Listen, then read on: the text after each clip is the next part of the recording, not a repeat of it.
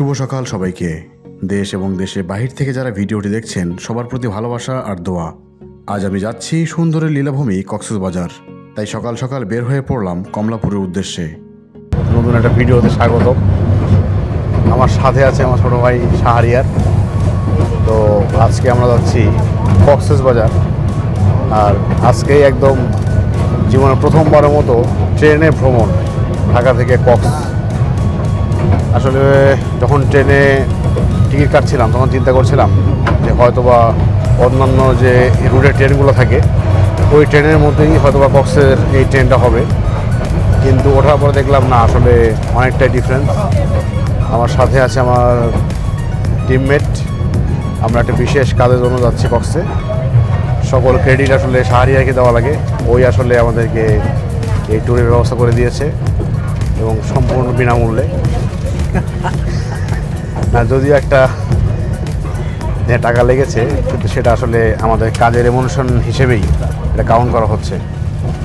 তো যেতে যেতে দেখাবো আসলে ট্রেনে বসে রাস্তার মধ্যে কী কী দেখা যায়, ট্রেনের মধ্যে আসলে কী পাওয়া যায়, ঠিকমতো খাবার পাওয়া যায় কিনা, দাম কীরকম, আর এখানে সিটগুলো আসলে কীরকম, সব কিছু দেখাবো।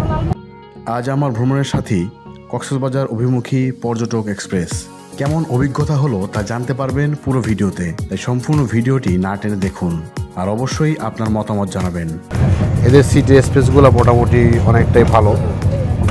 এখানে পা রাখার জন্য একটা পাদানি আছে, আর যদি খাবার টাবার কেউ রাখতে চান তাহলে এই ক্ষেত্রে সুন্দর একটা ডেস্ক আছে। খাবার শেষ করে আবার ইচ্ছা করলে একটু রাখতে পারবেন, বা যদি কেউ ব্যাগ ট্যাগ রাখতে চান সেক্ষেত্রেও এভাবে রাখতে পারবেন। উপরেও অনেক স্পেস আছে। যদি মানুষের ভিড় অনেক বেশি থাকে তাহলে সেই ক্ষেত্রে হয়তো বা এইসব জায়গা পাওয়া একটু টাফ হয়, তখন পায়ের নিচে রাখার জন্য যদি স্পেস আছে এই জায়গাটা আপনারা ইউজ করতে পারবেন। এটা কোন জায়গা, এটা মনে হয় সম্ভবত কুর্মিটলের আশেপাশে। সামনে হলো বিমানবন্দর স্টেশন। তো আমরা আর একটু পরেই বিমানবন্দর স্টেশনে চলে যাব।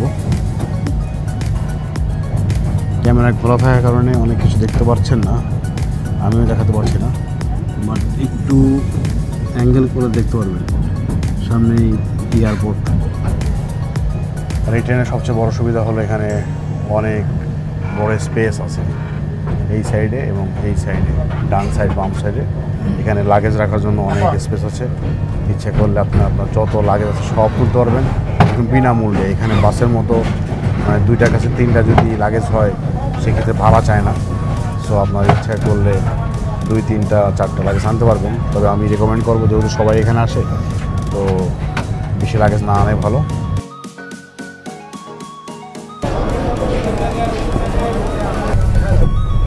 ট্রেনের মধ্যে কী সব খাও? খারাপ জিনিস খাচ্ছি না, ভালো জিনিস। কেক কি খাচ্ছি? এইদিকে ক্যামেরাটা, এইদিকে ভালো জিনিসই খাচ্ছি, খারাপ জিনিস খাচ্ছি না। কেক খাচ্ছি।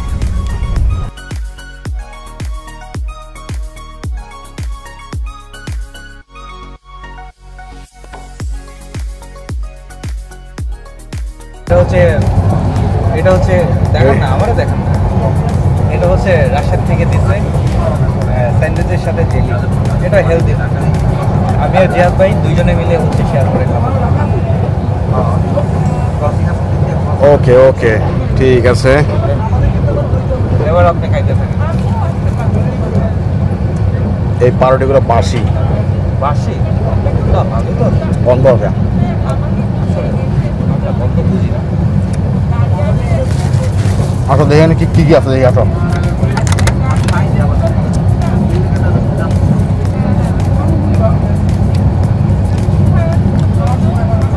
একটা স্যান্ডউইচ দিছে, একটা চিকেন দিছে, আচ্ছা এইটা খাওয়াইছো। 2টা পাউরুটি, একটা সস, জেলি তো নাই, কই জেলি কই, একটা স্যান্ডউইচটা খুবই বাজে।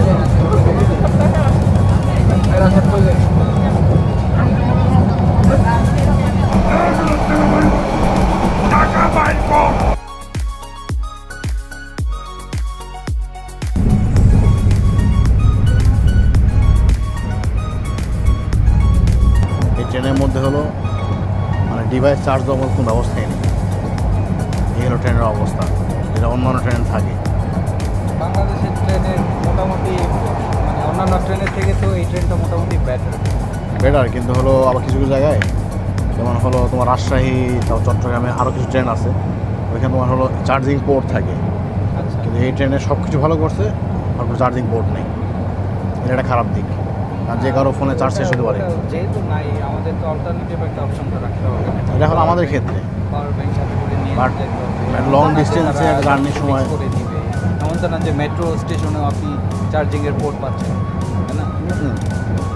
কিছু তো করার না। এবারে কেন টাকাই আছে, খালি টাকায় কিছুক্ষণ পর পর টাকায়, কিছুক্ষণ পর পর টাকায়।